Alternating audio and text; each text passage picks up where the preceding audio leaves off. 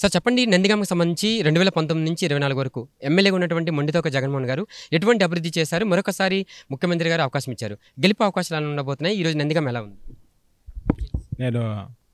నా పేరు చిరుమాముల కిరణ్ అండి. నేను అడ్వకేట్ నందిగామ కోర్టు. మన ఎమ్మెల్యే గారు మొండితోక జగన్మోహన్ రావు గారు, మేము డాక్టర్ గారు అని పిలుచుకుంటాం. ఆయన యొక్క అభివృద్ధి శైలి అనేది నవనందిగామ అనే ఒక కాన్సెప్ట్ తోటి రోడ్లు వెడల్పు కానీ, మరి రైతులకు ఉపయోగపడే ఈ డొంక రోడ్లు చేయటం కానీ, ప్లస్ ఎవరికి అవసరం వచ్చినా డైరెక్ట్గా పోయి కలిసే సౌలభ్యం, స్వతంత్రం ఇచ్చారనమాట. ప్రతి ఒక్కళ్ళు వేరే గ్రామ నాయకులతో సంబంధం లేకుండా డైరెక్ట్గా వెళ్ళి మాకు ఈ పని కావాలి డాక్టర్ గారు అంటే ఆయనకి వాళ్ళకి స్వాతంత్రం చేకూరేలాగా మాట్లాడి కొంచెం వాళ్ళు పని చేసి పెట్టడం అంతా చాలా బాగా చేసేవాడు అనమాట. అంటే కూటమి అభ్యర్థిగా తంగిరాల సౌమ్య గారు పోటీ చేస్తున్నారు.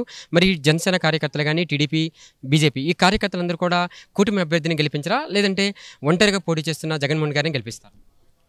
ఎవరైనా పనిచేసేవాడినే కోరుకుంటారు ప్రజలు అనేవాళ్ళు. ఎవరైనా సరే పనిచేసే సత్తా కానీ, ఆ యొక్క కమిట్మెంట్ కానీ ఉన్న నాయకుడు డాక్టర్ గారు.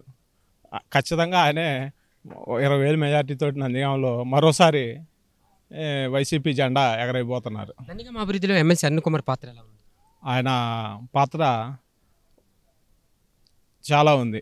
సోషల్ రెస్పాన్సిబుల్ కంపెనీకి సంబంధించి ఆ ఫండ్స్ తీసుకురావడంలో కానీ, మన ముఖ్యమంత్రి గారితో మంచి సత్సంబంధాలు ఉండటం మూలాన మరిన్ని ఫండ్స్ నందిగానికి తీసుకురావడం కానీ, plus study circle, Ambedkar study circle ఏర్పాటు చేసి పిల్లగాళ్ళ కోచింగ్ సెంటర్ ఇప్పడం కానీ, ఒక యువతలో ఒక మంచి స్ఫూర్తిని రగిలించేలా ఆయన ప్రవర్తన ఉంటుంది.